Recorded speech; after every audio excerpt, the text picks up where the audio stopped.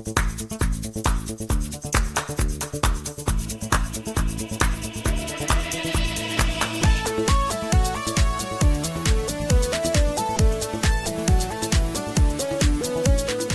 guys, welcome to this video. It's your boy Kunle Hologon. We must have heard of the news that's been trending in Nigeria about the Fulani Herdsmen. As we all know, the Fulani Herdsmen, they are from the northern part of Nigeria. They are cattle rearers, majority of them there. So they move their cattle from, different part of northern part of Nigeria. But I think because of the climate change, in terms of the harsh weather condition in the northern part of Nigeria, the cattle are not able to feed very well on those soils, and now they have decided to move some of those cattle to the southwestern part of Nigeria, where we have Oyo State in Ibadan and Ondo State, among others. These are the Yoruba part of Nigeria, as we all know. Talk about these herdsmen now having their cattle in southwestern part of Nigeria, in Oyo State, Ibadan. There has been so many growing concern about the Fulani herdsmen cattle, not just destroying the farms of the farmers in Ibadan, Oyo State, but also that the herdsmen themselves are actually kidnappers. They've been kidnapping a number of people in Ibadan, in Oyo State, the Yorubas to be precise, and they've been demanding ransoms and killing some of these people.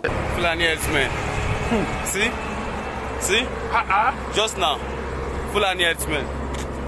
Yeah, this is Lagos Benin or the expressway. Just now, see them.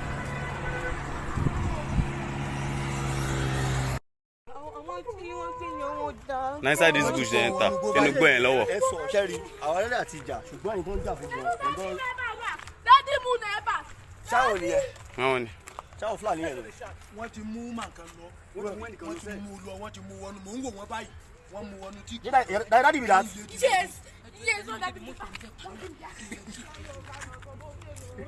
Fulani Herdsmen pursue us. Everybody don't run leave their motor. They have kidnapped some people. Right now.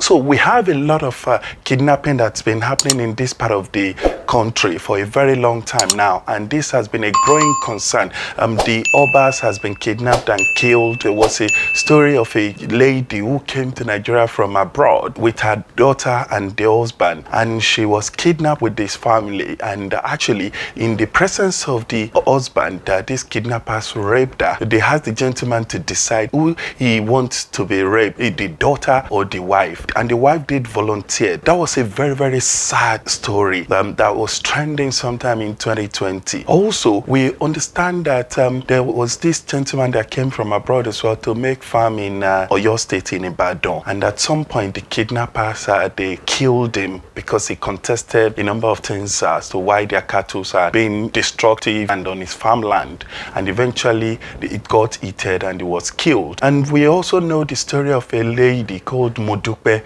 who was kidnapped along that Oyo State Ibadan area as well. You can listen to her story in this video.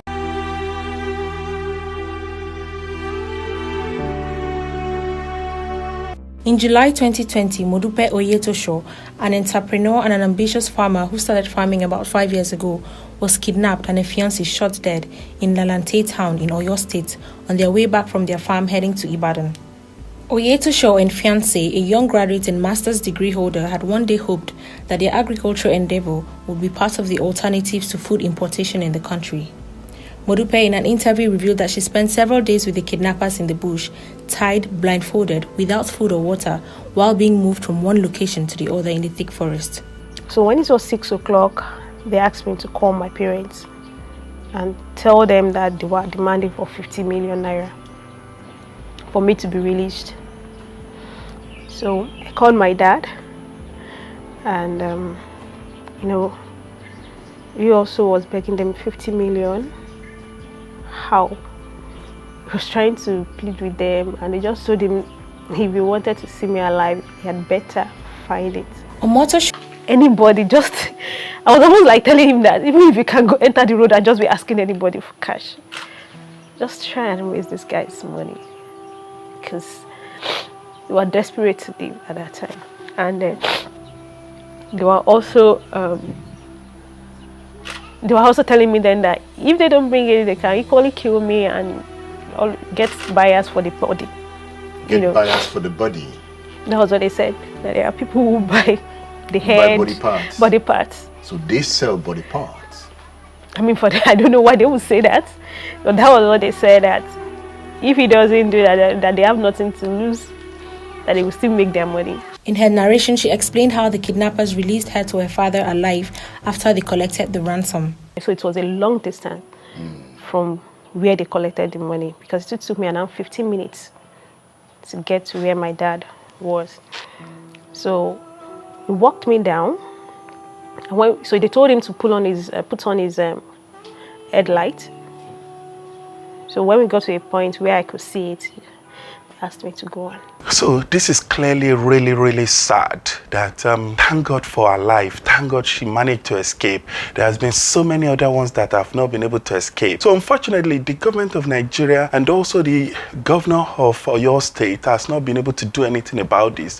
So there came this gentleman, Sunday Igboho, a popularly known Yoruba activist who has been campaigning that the Yorubas should actually separate from the other part of Nigeria. Remember the video we brought you sometime around October last year, 2020, when Sunday Igboho said the Yorubas should break out from other ethnic groups in Nigeria. He gave ultimatum to the Fulanis, especially their Seriki. He went to the Seriki's place, gave ultimatum that they should vacate the Yoruba land in Oyo State. At some point, we understand that he was shot at. A number of people said he uses charm. The gun could not penetrate. We are not sure how true this is. And not too long as well, you can see some of the pictures in this video that his second house, not the house that he's living, but he has another house, I think somewhere around that or your state in Ibadan, where the house got burnt as well. So this continued to get heated. At some point that even Sunday Igboho himself managed to get into the hideout of these herdsmen, and we can see some of those videos where those herdsmen were fleeing and running away from this Sunday Igboho's team, the supporters. So as Sunday Igboho has given this deadline, the leaders of Yoruba are scared of what might happen. So they keep asking Sunday Igboho not to do this. Sunday Igboho is really upset with all of the top people in the Yoruba land. Also, the governor of Oyo State, Seyi Makinde, has been speaking and said Sunday Igboho should not take the law into his hand. Watch him in this video. The fragile peace between the herdsmen and farmers in Okeogun is being threatened. Individuals who are not authorized are going around chasing people from their homes and causing mayhem. This assault on residents of Oyo State is not the way to further the Yoruba cause. Let me state that we shall not sit back and watch anyone make any law-abiding resident of Oyo State feel unsafe in their homes, farms, or business places. We are aware of some people circulating flyers and giving people ultimatums to leave their land. This is totally unacceptable and will not be condoned. One thing that we need to also understand is that the president of Nigeria is from a Fulani. So clearly it's his tribe, the Fulanis, that are, causing this chaos. And he has not been able to do anything about this. Unfortunately, we've not even heard anything from the president. Probably he's making calls in the background, asking the governors to sort it out among themselves in the southwestern part of Nigeria. But unfortunately, the president has not done anything about this.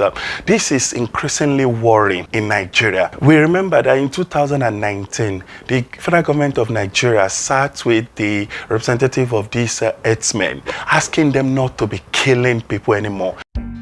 The federal government, led by the Minister of Interior Abdulrahman Dambazo, met with the Miyetti Allah Cattle Breeders Association of Nigeria in Kebbi State, offering them the sum of 100 billion naira over 2 years to stop the kidnapping in the country.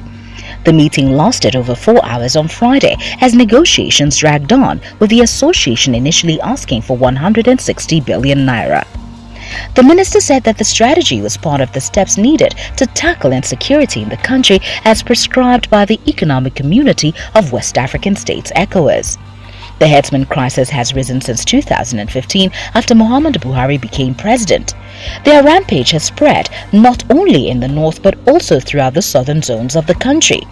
The killings by the herdsmen has led them to be tagged the fourth most dangerous and deadly terrorist group in the world by the World Terror Index. The Acting Inspector General of Police, Muhammad Adamu, who was also at the meeting in Kebbi State, added that over 1,000 people have been killed and many more kidnapped in Kaduna. However, he said that this intervention was necessary to bring the criminals to book. The Kebbi State Governor Atiku Bagudu said hosting the meeting in his state shows the seriousness of President Muhammadu Buhari's administration in tackling the security challenges in the country.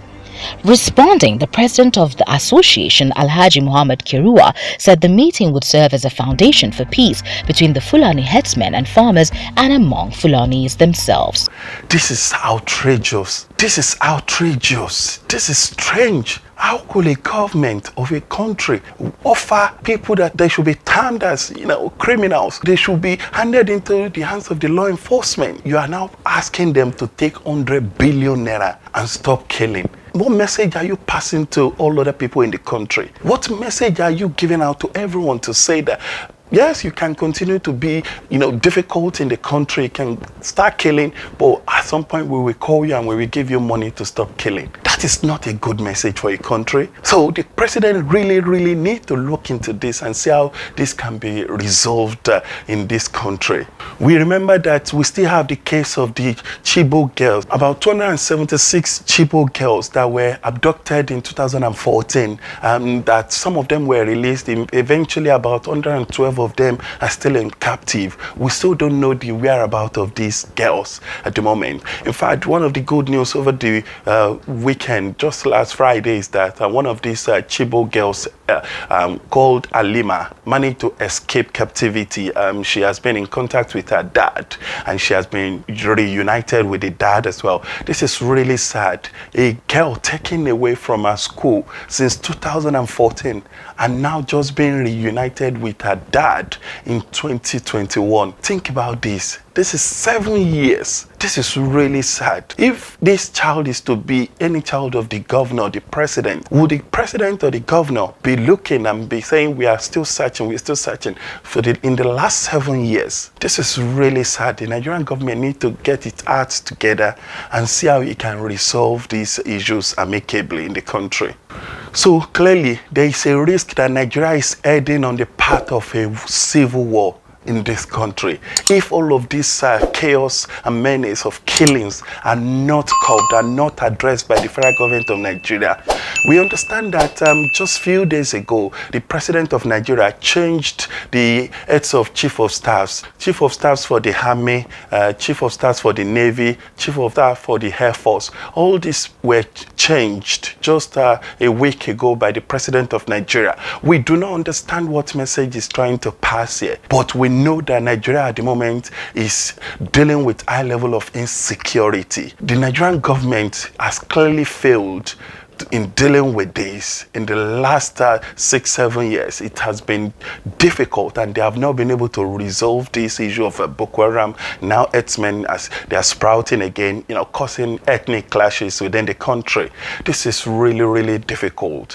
We just hope that Nigerians will need to take more extra care as they go about all their activities. They need to watch themselves very well, probably not travel at night, especially on this road, Benin or a express road that is now dangerous. We don't know what the Nigerian police are doing about this, but this is increasingly worrying. We wish Nigeria the very best at this period of time. Moving on to our money transfer update for this week. We did explain to you previously that the Central Bank of Nigeria has asked majority of these money transfer companies to be transacting in dollars due to inconsistent rate that majority of them are giving to their consumers.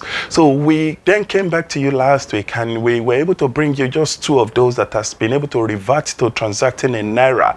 Those are Transfer and TransferWise. But for this week, Transfer, their app is down probably due to engineering works that they are doing. I think it will be back again on the 2nd of February.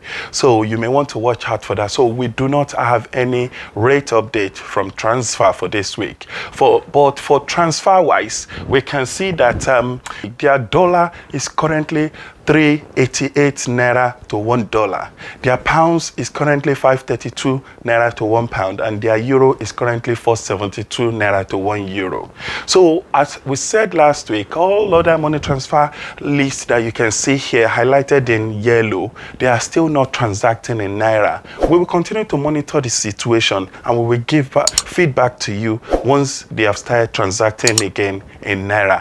Please feel free to share this video with your loved ones. Moving on to our inspirational quote for this week. To get something you never had, you must do something you never did. Whatever thing you are doing, please continue to do. Whatever thing you want to do, please start as soon as possible. Stop prolonging or procrastinating. Be strong, and we wish you the very best. If you have not subscribed to K90 channel on YouTube, please kindly do so. Also, please don't forget to follow me on Facebook, Twitter, and Instagram. Thank you so much for watching this episode. Bye for now.